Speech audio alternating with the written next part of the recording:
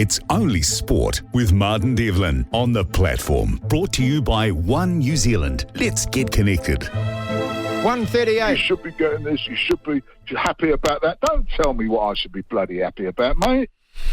It was a wonderful weekend in Wellington, Miles. I've got to say, the weather absolutely perfect and the streets packed. And when I got to the hotel on Friday, I thought, wow, the demographic has changed for the Bledisloe Cup. And I didn't realise that WOW was on at the same time. So there was a lot of women aged between about 40 and 60 wandering the streets spending money, mate.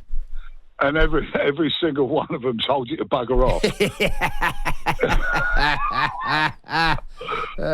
Yes, all of that. To be honest, though, mate, you probably saw it, when it was full of people. But it's my spiritual home, Wellington. But I've got to say, mate, since I've been back down there, the central city is just a disgrace. Just full I of saw it at its best. I saw it at its best. Yeah, it's half the building's closed. Yeah, all of that. It's a nightmare. Yeah, and the traffic, well, they've just snarled up all the traffic. They've made it impossible to get around the city. But when the place is full, when the weather's benign like that, and you've got people wandering around with shopping bags, I think that all the retailers... Like the good old days, Good old days, yeah, mate. It's like exactly. the good old days. All right, we've got a lot of topics to get through. The All Blacks mark for the season, Champions League, Grand Final predictions, Ten Hag, does he stay or go? Let's start with Tim Southee, who has relinquished the captaincy. And this has come at the right time. Is this one of those ones where he's walking before it was going to be forced upon him, do you think? I would say so. I mean, who knows what's going on between... I don't know whether Stead's the sort of guy that would have given him the Spanish archer, the elbow, but I think he could see the writing on the wall. He's decided to... And it's a selfless act to say, look, I'll take the tackle now, open it up for someone else who's obviously going to take over. I would be more looking at, is he going to be able to carry on as a player? I mean, I think his record, was it something like 8 wickets in the last 6 tests? It's not exactly stellar. And I think perhaps the old body's giving up on him, and it's maybe time for him to retire from international cricket. He's been a great servant. I actually remember, and I think it was his debut, I was down in Napier. Yeah, it was in Napier. Against England when he had that cameo 75 smacking knock. I actually ended up doing a bit of commentary after the game, post-match commentary down there as well, which is quite enjoyable. Things that England won the game. But, he's been a great servant for it. He's had some superb performances. He's actually lasted a lot longer. He's been written off. I think 5 years ago he was written off, and people are still writing him off, and he comes back and performs. But I think he's just about at the end of it now, and I think it's a wise choice. All right, memory test. When was that? God blimey, 2000 and... Jesus, 9? Oh, you're close. No, 8. You're doing not bad, mate. That's pretty good. Yeah. Yeah, that's pretty good. Hey, mate, I had a few.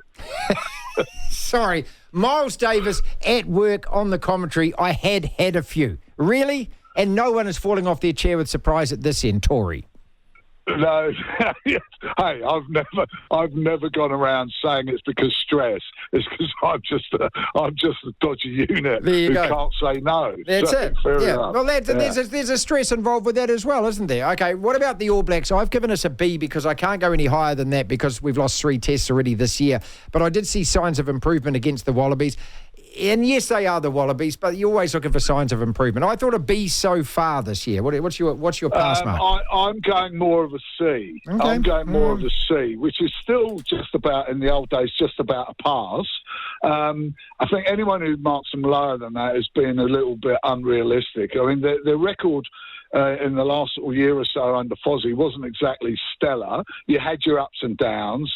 They've lost some really key players. And I think that where Razor's got to go now is that he lost Whitelock, he lost Moanga, key players, and not just with their playing influence, but with their leadership influence. He really needs to look now. You look at Mackenzie, doesn't seem to be the answer at first 5. How long can Barrett go on? You need to find someone to go in there. TJ has been a superb servant as well, but I think he's near the end of it. I think you've got Roygaard coming back. Ratimer's shown a bit of promise, but you need to look for the next generation of players and bed them in. And that's, I think, where Razor's going to have his issues, is where do you bed them in? Do you start to say the Northern Tour, well, let's just take a risk? I mean, that Northern Tour now is as hard as it's ever been, probably harder than it's ever been. Yeah. You know, you've got Ireland, France, England. Okay, Wales you're not going to worry about. Scotland even are an improved side.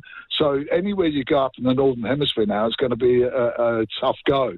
So can you afford to sort of bet in new players? I don't know. It's going to be tough for him, but I'll give him a C. Well, I mean, the All Blacks aren't about betting in new players. This is the whole point. And I don't want to ever get into that, we're redeveloping, we're working towards a World Cup. Because, I mean, once you accept that, you accept losing. And we can't accept losing with the All Blacks. That's why they are the All Blacks. I'll argue that forever, mate. Well, are they the All Blacks now? They lost to Argentina. Yeah, I know. All right, okay. They've lost at home to Ireland. Okay, apart from that. What All Blacks are you going on Okay, about, well, apart mate? from that, apart from all that. That was when they were in sepia with Nepia. Champions League. Oh, this infernal tournament. And can you remember back in, I think it was about 2001 or 2002, where they decided to have the double group stage and people just couldn't be bothered with it and just waited to the knockout.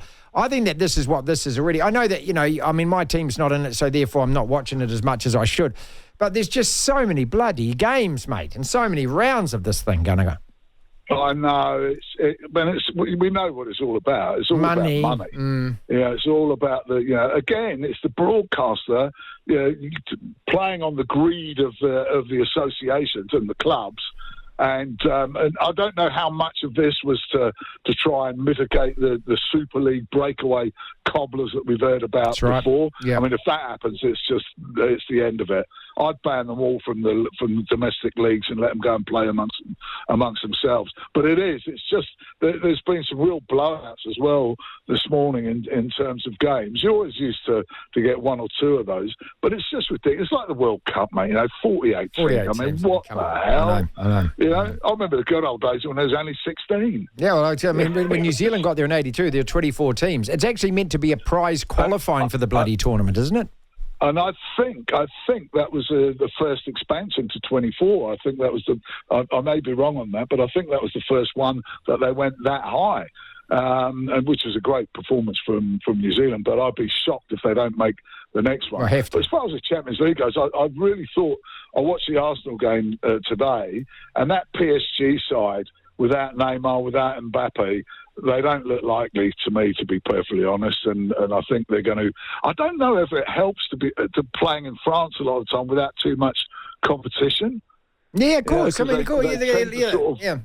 It doesn't really. It's not one of the great leagues. No. We've seen a resurgence of German football with Bayern and Bayer Leverkusen coming up, so the Germans are starting to look a little bit tasty now. Well, you would have loved that sweaty loss, wouldn't you? 7-1 away at Dortmund after they just pounded young boys in a way that was unholy. Yeah, well, exactly. I mean, do you know what the name of the Young Boys Stadium is, Martin? I know you know. I know. Can you tell me?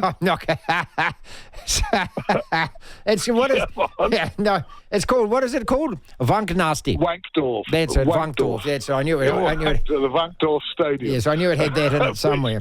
Which has got to be, one of the most appropriately named stadiums. Well, I'm just hoping that somebody knew it when they named it. All right, the grand final this weekend, it is Melbourne versus Penrith, the two best teams in the comp by far. Who have you got in this? Yeah, I'm going for Penrith to do it again, to be honest. I mean, I like the Cleary lads. And I was actually thinking, Martin, at the time, I thought Cleary's just showing so much promise. He's a young man.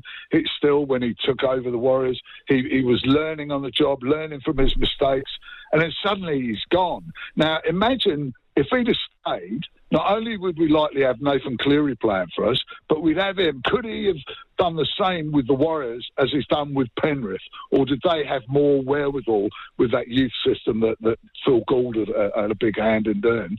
And I was just thinking that maybe the Warriors could be the Panthers. The Storm, you never want to write them off. And Craig Bellamy, he's like the Sir Alex Ferguson of rugby league. Yeah, true. And Wayne Bennett can go up there as well. But his consistency, and surely there must be players that are sick and tired of hearing his voice all the time, but they all seem to respond to it. Yep. It's Only Sport with Martin Devlin on the platform. Brought to you by One New Zealand. Let's get connected.